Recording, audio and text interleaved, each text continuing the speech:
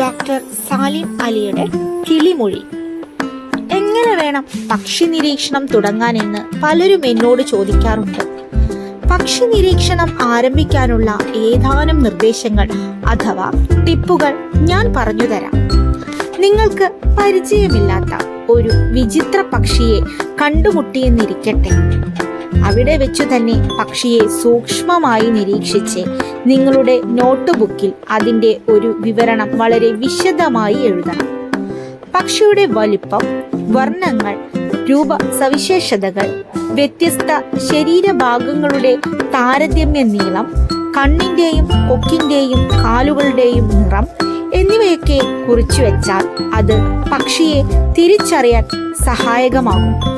പക്ഷി നിലത്തായിരുന്നോ അതോ മരക്കൊമ്പിലായിരുന്നോ ഇരുന്നിരുന്നത്, ഒറ്റയ്ക്കായിരുന്നോ കൂട്ടമായിട്ടായിരുന്നോ കണ്ടത് എന്നീ കാര്യങ്ങളും വളരെ പ്രധാനമാണ്. നിങ്ങളുടെ വിവരണം എത്ര കണ്ട് വിശദവും കൃത്യവും ആകുന്നോ അത്ര കണ്ട് ശരിയാവും പക്ഷിയുടെ തിരിച്ചറിയൽ.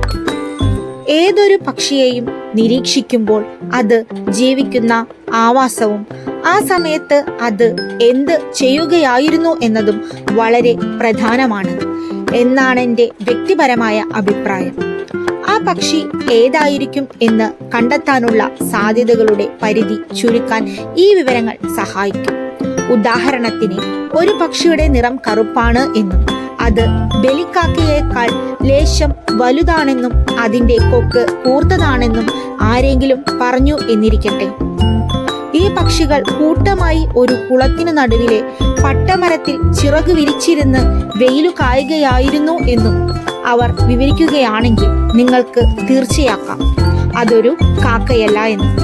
ഈ പക്ഷി പറന്ന് ജലാശയത്തിനു മേൽ വന്നിറങ്ങി എന്നും കൂടി അറിഞ്ഞാൽ നിങ്ങൾക്ക് തീർച്ചയാക്കാം അതൊരു നീർക്കാക്കയാണ് എന്ന്. ഒരു പ്രദേശത്തെ പക്ഷികളെക്കുറിച്ച് നല്ല വിവരമുള്ള ഒരാളുടെ കൂടെ അയാൾ വിദഗ്ധനാവണം എന്നൊന്നുമില്ല. പക്ഷികളെ അന്വേഷിച്ചിറങ്ങുക എന്നതാണ് പക്ഷികളെ തിരിച്ചറിയാൻ പഠിക്കാനുള്ള ഏറ്റവും മികച്ച വഴി. വളരെ സൂക്ഷ്മവും ആത്മാർത്ഥതവുമായ ശ്രദ്ധയോടെ വേണം പക്ഷികളെ കൃത്യമായി പേരറിഞ്ഞു തിരിച്ചറിയാനും വർഗീകരിക്കാനും. എങ്കിൽ മാത്രമേ നമുക്ക് ലഭിക്കുന്ന വിവരത്തിന് ശാസ്ത്രീയമായ മൂല്യമുണ്ടാവൂ.